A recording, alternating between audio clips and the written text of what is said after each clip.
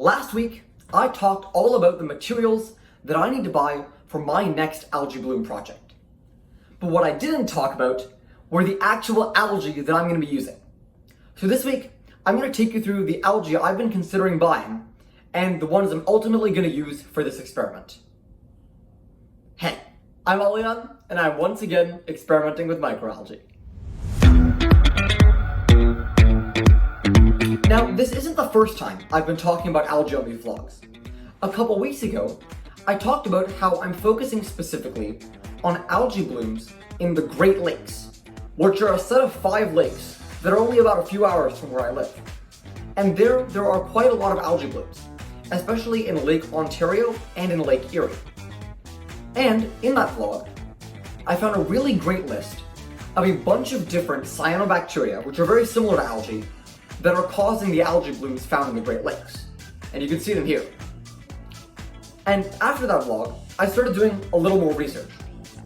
And I cross-referenced that list with some other papers about the Great Lakes. So after a bit of digging, I found one really great paper that's basically summarized all the algae blooms that have happened in the Great Lakes since about the 1970s. And since about the 1990s, all of the harmful algae blooms that have actually occurred can all be traced back to one cyanobacterium, Microcystis aeruginosa. Here's a picture of it. And this thing appears everywhere, on every single Great Lake where there's ever been a bloom, and it keeps appearing in all the routine water tests. It's also shown up in lakes surrounding the Great Lakes, the ones that feed into the Great Lakes, and are also contaminated with the same Microcystis aeruginosa. In fact, there have been more than 50 reports of harmful algae blooms causing issues for water quality in towns and cities surrounding the Great Lakes. And 54% of those have been directly linked to the cyanobacterium. So it's pretty clear that Microcystis aeruginosa is the cyanobacterium I need to be focusing on. If my removal method for algae blooms works on more than 50% of the algae blooms, I think we're pretty set. So that's going to be the species that I order first. Now you might be wondering where I'm going to be ordering my algae, or my cyanobacteria in this case, from. And the answer is actually the same place where I got my algae almost an entire year ago, when I was starting my first algae experiment. I got my algae, which is a species called Chlamydomonas reinhardti, from the Canadian Phycological Culture Centre, which is based out of the University of Waterloo in Waterloo, Ontario. Now, they don't just sell algae, they also sell cyanobacteria, and they happen to be selling the Microcystis aeruginosa that I need for this experiment. So, this past week, I reached out to Heather Roshan, the technical curator at the Canadian Phycological Culture Centre, and the person that was a big help to me for my last experiment.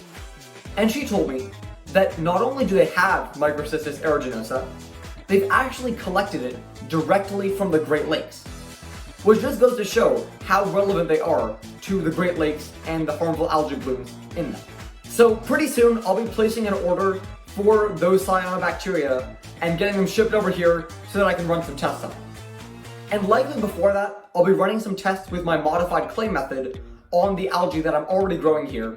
Even though they're not the cyanobacteria that I'll ultimately be testing on, they should have a lot of the same properties. So it'll be a good test experiment. Now, on a bit of a side note, one of the things I found out while I was researching Microcystis aeruginosa is why it's such a harmful cyanobacterium in the first place.